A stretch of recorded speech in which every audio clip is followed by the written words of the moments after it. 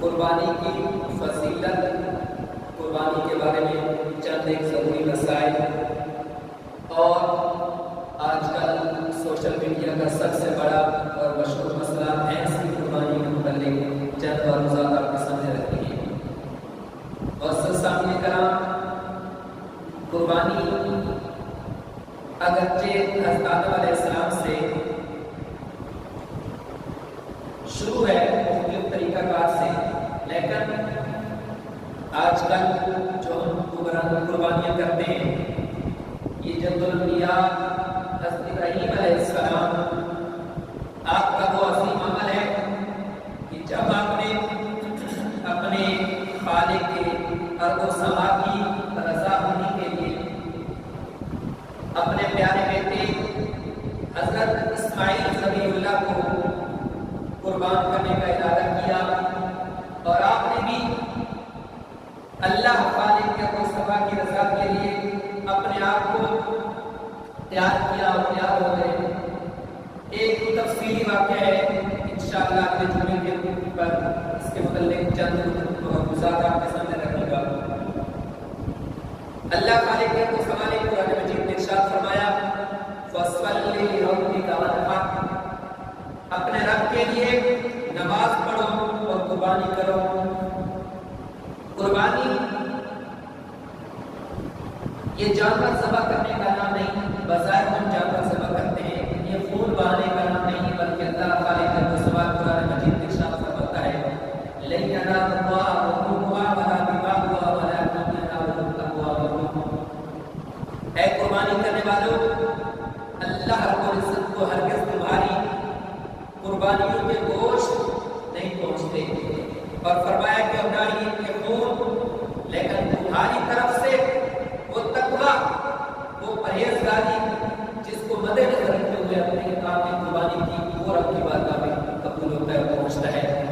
تو اگر آج کل جیسے دیکھا جا رہا ہے کہ دیکھا دکھائی ہے، تو پھر ہمیں سوچنا چاہیے کہ ہم کس طرف جا رہے ہیں۔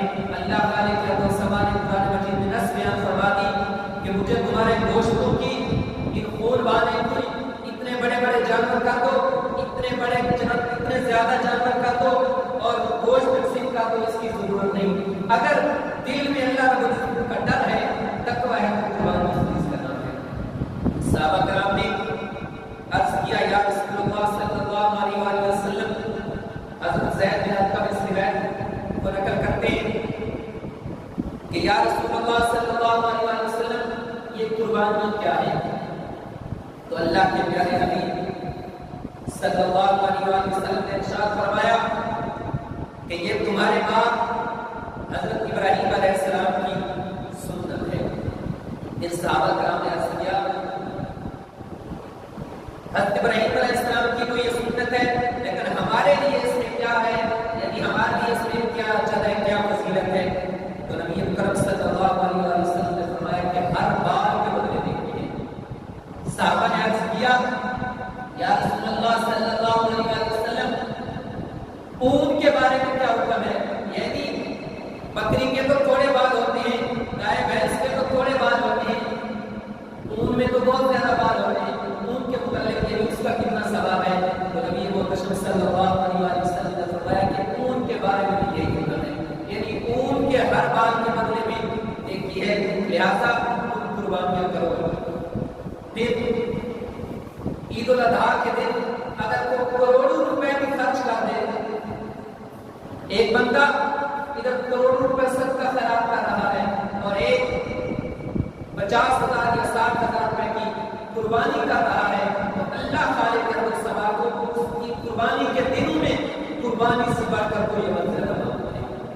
حدیث مبارکہ ہے کہ نبی محتشم صلی اللہ علیہ وسلم نے ارشاد فرمایا کہ عید الاضحیٰ کے دن انسان کا کوئی عمل مطلقاً فرمایا کوئی عمل اللہ رب العزت کے نزدیک قربانی کے جانور میں خون بہانے سے زیادہ معلوم نہیں۔ تو آپ نے فرمایا وہ قربان کیا گیا جانور قیامت کے دن اپنے سینگوں، بالوں اور کھروں کے ساتھ آئے گا، اور یقیناً وہ جانور زمین پر خون گرنے سے پہلے اللہ رب العزت کی بارگاہ میں شرف قبولیت پا لیتا ہے۔ تو آگے فرمایا تم خوش دلی سے قربانی کرو، جتنی رب نے طاقت دی ہے، یہ نہیں کروڑوں روپے کی قربانی کرو، جتنی رب نے طاقت دی ہے خوش دلی سے کرو، اپنی طرف سے اچھی قربانی کرو۔ ہمارے علی شیخ خدا رضی اللہ تعالیٰ عنہ نقل کرتے ہیں کہ نبی محتشم صلی اللہ علیہ وسلم نے ارشاد فرمایا اے لوگو قربانیاں کرو اور اس کے خون میں ثواب کی نیت کرو۔ بے شک قربانی کا خون اگرچہ گرتا تو زمین پر ہے، لیکن اللہ رب العزت اس کو اپنے حفاظت میں لے لیتا ہے، یعنی جب وہ اللہ رب العزت کی حفاظت میں ہے تو اللہ رب العزت اس کا آپ کو اجر عطا فرمائے گا۔ اور پھر یہ قربانیاں جہنم سے پردہ ہے، جہنم سے حجاب ہے۔ حضرت امام حسن نبی مکرم صلی اللہ علیہ وسلم سے روایت فرماتے ہیں کہ جس نے خوش دلی کے ساتھ اجر و ثواب کی نیت سے قربانی کی تو وہ قربانی کا جانور اس کے لیے جہنم سے حجاب اور پردہ بنا ہے، تو اس جانور پر سوار کر کے کوئی صراط سے گزارے گا۔ اب دیکھیے اگر اللہ کو اس نے کسی کو طاقت دی ہے اور وہ طاقت کے باوجود قربانی نہیں کرتے تو اس کے لیے وعید بھی ہے۔ نبی محتشم صلی اللہ علیہ وسلم نے فرمایا، یہ روایت بھی حضرت ہریرہ رضی اللہ تعالیٰ عنہ سے روایت ہے کہ جس شخص کو اللہ رب العزت نے وسعت دی، طاقت کے باوجود وہ اگر قربانی نہیں کرتا تو ہماری عیدگاہ میں بھی نہ آئے، یعنی اتنا سخت کو ارشاد فرمایا کہ اگر اللہ رب العزت نے اس کو طاقت دی ہے، طاقت دینے کے باوجود اگر وہ قربانی نہیں کرتا تو اس کو چاہیے کہ ہماری قربانی کے پاس بھی نہ آئے۔ اب چونکہ وقت تھوڑا ہوتا ہے، قربانی واجب کس کے ذمہ ہے؟ کس شخص نے قربانی کرنی ہے؟ 3 صورتوں میں قربانی واجب ہوتی ہے، 3 صورتوں میں۔ سب سے پہلی چیز کہ اگر کسی نے منت مانی کہ میرا فلاں کام ہو جائے تو میں قربانی کروں گا، اگرچہ وہ صاحب نصاب ہے یا صاحب نصاب نہیں ہے، اس پر قربانی واجب ہو جائے۔ جب اس نے منت مان لی کہ میں قربانی کروں گا، اگر اللہ رب العزت نے میرا یہ کام جائز ہو کر دیا تو اس پر قربانی واجب ہو گئی۔ دوسرا وہ شخص جس کا شرعی طور پر تو قربانی واجب نہیں، لیکن اس نے قربانی کی نیت سے کوئی جانور خرید لیا، اس کے پاس اتنی طاقت نہیں، اتنا مال نہیں کہ جس پہ قربانی واجب ہوتی ہے، لیکن اس نے اگر ایسا کر لیا قربانی کی نیت سے مال خرید لیا، کوئی جانور خرید لیا، پھر اگر وہ بیچنا چاہے یا یہ ارادہ ترک کر دے تو ایسا نہیں ہے، اس پر قربانی واجب ہے۔ تیسرا وہ شخص کہ جس کو اللہ رب العزت نے استطاعت دی ہے، طاقت دی ہے، اس پر قربانی واجب ہے۔ اب یہ استطاعت، یہ طاقت کتنی ہے؟ یہ پہلے میں یہ عرض کر دوں کہ زکات اور قربانی میں 2 طرح کا فرق ہے۔ صاحب نصاب ہونا زکات میں بھی شرط ہے اور قربانی میں بھی، لیکن 2 طرح کا فرق ہے۔ زکات اس پر اگر آپ صاحب زکات ہو گئے تو سال قربانی پر یہ نہیں. اگر آج قربانی کا دن ہے، 3 دن قربانی ہوتے ہیں، تینوں دنوں میں سے کسی دن بھی آپ کے پاس اتنا مال آ گیا تو آپ پر قربانی واجب ہو جائے گی. حالانکہ زکات کے لیے ایسا نہیں، زکات کے لیے 1 سال پورا شرط ہے. اسی طرح زکات کے لیے یہ بھی شرط ہے کہ وہ مال بڑھنے والا ہو، یعنی وہ مال آپ کو ایکسٹرا پیسے دینے والا ہو. قربانی کے لیے یہ شرط نہیں. اور قربانی کا جو نصاب ہے موجودہ وقت میں وہ چاندی کے حساب سے تقریباً زیادہ سے زیادہ 1,86,900 روپے ہوتے ہیں. یعنی اگر کسی کے پاس اپنی ضروریات جو ضروری چیزیں ہیں اس کے علاوہ 2.25 لاکھ 1,90,000 روپے تک ہیں تو اس پر قربانی واجب ہے. اتنی قربانی کی طاقت ہونے کے باوجود اگر کوئی قربانی نہیں کرتا تو میں نے پہلے عرض کی تو حضور نے فرمایا ہماری قربان گاہ میں ہماری عیدگاہ میں نہیں آنا.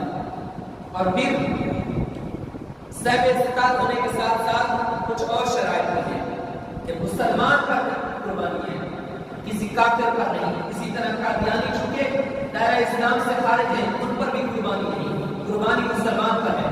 اور اسی طرح آزاد غلام پر بھی قربانی واجب ہے، عقل مند پر قربانی واجب ہے، بالغ پر نابالغ اگر کر دیتے تو اس کو ثواب ملے گا، کوئی اتنا مالدار آدمی ہے وہ ساری بات کی طرف سے کر دیتا ہے.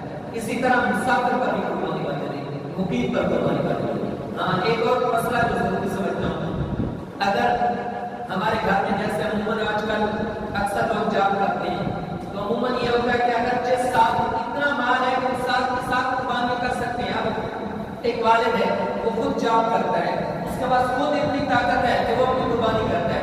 اس کا بیٹا ہے اس کی 1 لاکھ روپے آمدنی ہے تو وہ عموماً ہوتا یہ کہ ایک ہی قربانی کرتی ہے. ایسا نہیں ہے.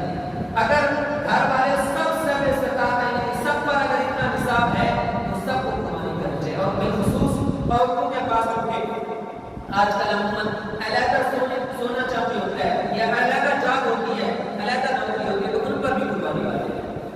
آخر میں نے پہلے عرض کیا کہ بھینس کی قربانی کے متعلق چونکہ آج کل سوشل میڈیا پہ ہر بندہ یہی سوال کر رہا ہے کہ بھینس کی قربانی پر اجماع کرتے ہیں. بھینس کی قربانی بالکل جائز ہے. تفسیر دور منصور میں ہے سباری کا سراج من الدعوۃ الیہ واسطہ آیت کے بعد مشہور تابعی حضرت لیث بن ابی سلیم رضی اللہ رحمۃ اللہ علیہ آپ فرماتے ہیں کہ بھینس اور بختی اونٹ ازواج سواریوں میں شامل ہیں. یعنی جو قرآن مجید نے 8 چیزیں بیان فرمائی آپ فرماتے ہیں کہ بھینس اور بختی اونٹ بھی اس میں شامل ہیں. یہ پہلی دلیل. دوسرا حسن بصری، میں سن رہا تھا سوشل میڈیا میں، آپ نے بھی سنا ہوگا، وہ ایک آدمی کہہ رہا ہے کہ یہ آج کی جدید دور کی بدعت ہے. کیا حضرت حسن بصری آج کے ہیں؟ کیا سفیان ثوری آج کے ہیں؟ امام مالک آج کے ہیں؟ امام احمد بن حنبل آج کے ہیں؟ ایسا نہیں ہے. یہ قربانی پر اجماع ہے اور یہ اس وقت سے ہے. امام احمد بن حنبل سے سوال کیا گیا بھینس کی قربانی کے متعلق کہ کیا بھینس کی قربانی کے بھی 7 حصے ہوں گے؟ تو آپ نے فرمایا کہ میں نے اس کے جواز کے متعلق کسی اختلاف کا مجھے نہیں. یعنی آپ کے فرمانے کا مطلب یہ تھا کہ میں نے آج تک نہیں سنا یا دیکھا یا پڑھا کہ کوئی اس بارے میں اختلاف کرے کہ قربانی بھینس کی اور اس میں 7 حصوں سے کم نہیں. یعنی ان کے بتانے کا مطلب یہ تھا کہ جیسے گائے میں 7 حصے ہوتے ہیں ایسے بھینس میں بھی قربانی کے 7 حصے ہوتے ہیں. تو اس سے بھی معلوم ہوا کہ قربانی جیسے گائے کی ہے، چونکہ عموماً آپ دیکھتے ہیں میں بچوں کو اگلے دن ایک بچے نے سوال کیا تو سمجھا رہا تھا کہ آپ ہوٹل پہ جاتے ہو تو وہاں آپ کٹا کڑھائی بولتے ہیں، کبھی یہ نہیں کہا اچھا کڑھائی دے دیں گائے کڑھائی دے دیں. وہاں یہ سوال نہیں ہوتا. دودھ کی باری آتی ہے تو بہت کم بولا جاتا ہے گائے کا دودھ، بھینس کا دودھ. ہر وقت آپ بھینس کھاتے ہیں لیکن جب قربانی کی باری آتی ہے تو یہ کیوں کہتے ہیں؟ اور لغت میں بھی دیکھیے مشہور کتاب لغت کی لسان العرب اس میں بھی کہا کہ گائے یہ جنس ہے اور اسی کی قسم جاموس یعنی بھینس کی ہے. اور پھر مولا علی شیر خدا رضی اللہ تعالیٰ کو جو معلوم ہونے والا ہے اس کو تو بھینس کی قربانی کا اعتراض کرنے کی چاہیے. مولا علی شیر خدا رضی اللہ تعالیٰ کو مسرت الفردوس میں روایت موجود ہے. آپ فرماتے ہیں کہ بھینس قربانی میں 7 مندوں کی طرف سے کافی ہے. بھینس قربانی کے 7 اللہ تعالیٰ عنہ کیا آج کے ہیں؟ پھر سوشل میڈیا کا یہ سوال کہ یہ نئی بدعت ہے اور آج کے لوگوں نے کر لی ہے، یہ عقل سے ماورا ہے، عقل میں آنے والی بات نہیں ہے کہ مولا علی فرما رہے ہیں۔ اس کے بعد تابعین امام مالک، امام احمد بن حنبل، سفیان ثوری، حضرت حسن بصری سب یہ فرماتے ہیں کہ بھینس اور گائے ایک ہی ہے۔ لغت بھی یہی کہتی ہے کہ بھینس اور گائے ایک ہی ہے۔ ہمارے معاشرے میں بھی میں نے پہلے گزارش کی کہ جب باری آتی ہے کسی بھی معاملے میں، گوشت کے معاملے میں ہو، دودھ کے معاملے میں، تو ہم ایک حکم میں رہتے ہیں، لیکن جب بات قربانی کی آتی ہے تو تب پتہ نہیں کیا ہو جاتا ہے۔ ایسا کوئی شرعی